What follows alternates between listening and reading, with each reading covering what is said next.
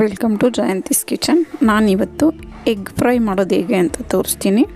ಒಂದು ಬಾಣಲೆ ಇಟ್ಕೊಂಡು ಅದಕ್ಕೆ ಒಂದು 4 ಟೇಬಲ್ ಸ್ಪೂನಷ್ಟು ಎಣ್ಣೆ ಸೇರಿಸ್ಕೊಳ್ಳೋಣ. ಎಣ್ಣೆ ಒಂದು ಸ್ವಲ್ಪ ಕಾದ್ಮೇಲೆ ಒಂದು 1/4 ಟೇಬಲ್ ಸ್ಪೂನಷ್ಟು ಅರಿಶಿನ ಪುಡಿ ಸೇರಿಸ್ಕೊಳ್ಳೋಣ.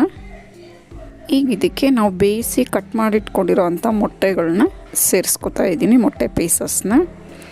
ಇದನ್ನು ಎಣ್ಣೆಯಲ್ಲೇ ಫ್ರೈ ಮಾಡ್ಕೋಬೇಕು ಈ ರೀತಿ.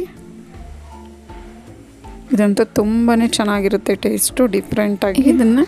ಇದೆಲ್ಲ ಎಣ್ಣೆಯಲ್ಲಿ ಒಂದು ಸ್ವಲ್ಪ ಫ್ರೈ ಆಗಾದಮೇಲೆ ಇದರಲ್ಲಿ ಒಂದು ಸ್ವಲ್ಪ ಮಧ್ಯಕ್ಕೆ ಜಾಗ ಮಾಡಿಕೊಂಡು 1 ಟೇಬಲ್ ಸ್ಪೂನಷ್ಟು ಎಣ್ಣೆ ಸೇರಿಸ್ಕೊಂಡು ಅದಕ್ಕೆ ಸಾಸಿವೆ ಒಂದು ಸ್ವಲ್ಪ, ಜೀರಿಗೆ ಒಂದು ಸ್ವಲ್ಪ ಸೇರಿಸ್ಕೊಳ್ಳೋಣ.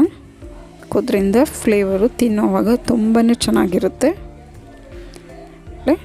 ಇದಕ್ಕೆ ನಾನು ಸಣ್ಣಗೆ ಕಟ್ ಮಾಡಿ ಇಟ್ಕೊಂಡಿರೋಂಥ ಈರುಳ್ಳಿ ಸೇರಿಸ್ಕೊತಾ ಇದ್ದೀನಿ, 1 ಈರುಳ್ಳಿನ. ಇದು ಈರುಳ್ಳಿ ಎಲ್ಲ ಸೇರಿಸ್ಕೊಂಡಾದಮೇಲೆ ಇದನ್ನು ಅದೇ ರೀತಿ ಮತ್ತೆ ಫ್ರೈ ಮಾಡ್ಕೋಬೇಕು, ಚೆನ್ನಾಗಿ ಈರುಳ್ಳಿ ಫ್ರೈ ಆಗೋವರೆಗೂ.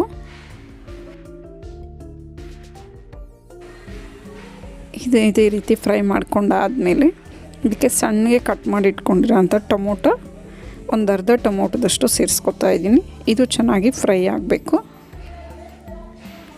ಇದೆಲ್ಲ ಡ್ರೈ ಫ್ರೈ ಆಗೋವರೆಗೂ ಫ್ರೈ ಮಾಡ್ಕೋಬೇಕು. ಇದಕ್ಕೆ ಗರಂ ಮಸಾಲ ಒಂದು 1/4 ಟೇಬಲ್ ಸ್ಪೂನಷ್ಟು ಸೇರಿಸ್ಕೊತಾ ಇದ್ದೀನಿ. ಇದು ಸೇರಿಸ್ಕೊಂಡಾದಮೇಲೆ ಚಿಲ್ಲಿ ಪೌಡರ್ ಒಂದು ಅರ್ಧ ಟೇಬಲ್ ಸ್ಪೂನಷ್ಟು, ಖಾರಕ್ಕೆ ತಕ್ಕನ ಹಾಗೆ ಒಂದು ಅರ್ಧ ಟೇಬಲ್ ಸ್ಪೂನಷ್ಟು ಸೇರಿಸ್ಕೊತಾ ಇದ್ದೀನಿ ನಾನು.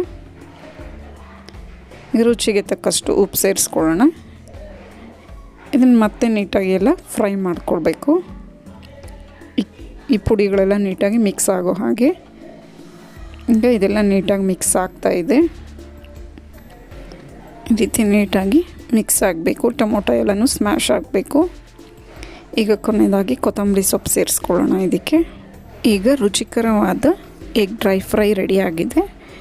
ಈಗ ನಿಮ್ಗೆ ಇಷ್ಟ ಆದಲ್ಲಿ ಲೈಕ್, ಶೇರ್ ಆ್ಯಂಡ್ ಸಬ್ಸ್ಕ್ರೈಬ್ ಮಾಡಿ. ನಿಮ್ಮ ಅನಿಸಿಕೆ ಅಭಿಪ್ರಾಯವನ್ನು ಕಮೆಂಟ್ಸ್ ಮೂಲಕ ತಿಳಿಸಿ. Thank you for watching.